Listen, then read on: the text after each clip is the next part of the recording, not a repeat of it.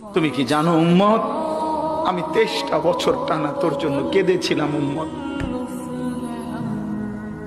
আমি এমন কাঁদা কাঁদছি রে উম্মত তোদের জন্য।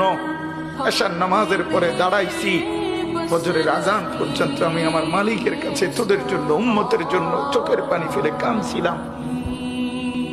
আমার এত চোখের পানি তোর দিল গলাইতে পারলো না। আমি তায়েফের পাথরের আঘাতে আমার পিঠটা চালনির মতো ছিদ্র ছিদ্র হয়ে গেছে রক্তে।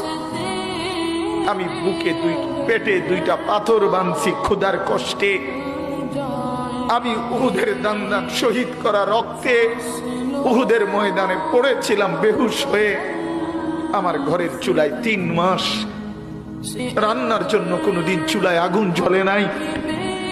আমার এত চোখের পানি, এত রক্ত, এত ক্ষুধার কষ্ট, কিছুই তোর মন গলাইতে পারলো না, তোরে সেজদা দিতে পারলো না।